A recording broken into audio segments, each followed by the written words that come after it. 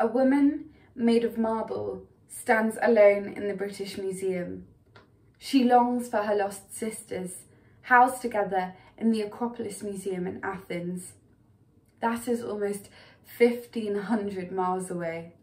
She is a caryatid, stolen from Greece by Lord Elgin over 200 years ago. Legend has it that on her voyage to England, she could be heard weeping from within her crates. No wonder they say the British Museum is full of ghosts. She represents to many, including myself, the ruthlessness of the British, pilfering the lands they once tyrannised. Those days of colonisation are formally over, but many items of cultural significance, often acquired through illegal or unethical means, are still trapped in the UK. In the British Museum alone, these include a Moai head statue from Easter Island, the Benin bronzes from Nigeria, and the Parthenon marbles from Greece. And this is without mentioning millions more in its 8 million wide collection. I'm sure that many listening have enjoyed what the great museums of our country have to offer. All that wealth of enchantment, inspiration, and knowledge.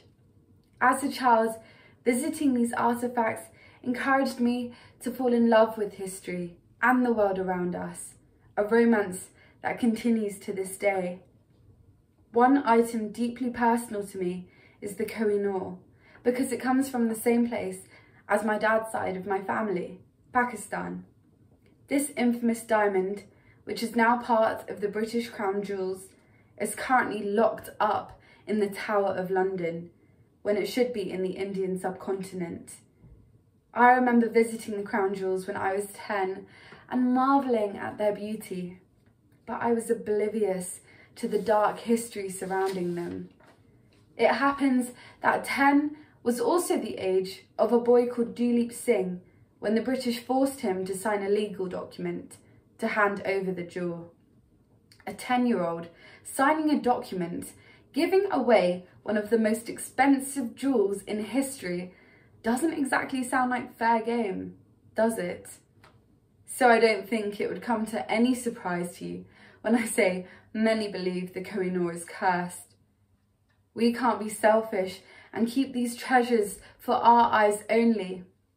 Anyway, 99% of the British Museum's collection isn't even on show. They are the world's largest receiver of stolen goods and are hoarding most of them behind closed doors.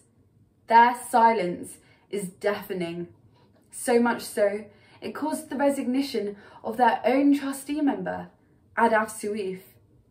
In her online post following her resignation, she said, "The British Museum, born and bred in empire and colonial practice, is coming under scrutiny, and yet it hardly speaks." I agree with her, but don't just blame the museums. The government has repeatedly avoided the topic of restitution, and that is shameful. 95% of Africa's cultural heritage remains outside the continent. These items are key to forming the identities of relatively new nations. It is a matter of dignity to these countries that these items are returned to places they will be duly preserved. Why does the government support restitution of items stolen during the Holocaust, but not of those stolen during colonialism? After all, when you consider atrocities committed by the British, including the Bengal famines, the partitioning of India, and the Mau Mau concentration camps, it's hard to deny that these can also be considered acts of genocide. At the moment, countries are being offered loans of their own items. Last year, the V&A offered Ethiopia a loan of items plundered by British troops in 1868. Why? Because British law forbids a permanent return of the items. This is embarrassing. These objects don't belong to us. We must grant the descendants of those who created them the right to ownership once more. Once more will their children be able to be inspired by their ancestors. Quite simply, stolen artefacts that reside in this country must be returned. I am not advocating for a cultural ghetto, each nation only housing its own heritage. Simply that sovereignty over artefacts must be transferred back to the rightful owners, who then have the right to exchange or loan artefacts back to us. Britain must free itself from the antiquated and paternalistic mindset that guide those who oppose restitution. Cooperation and trust is the way forward.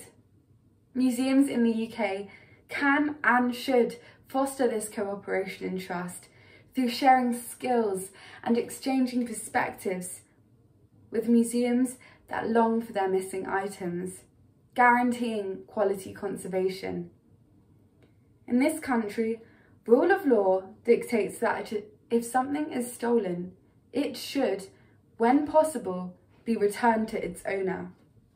When will the government finally ratify the 1970 UN Convention on illegally exported cultural objects?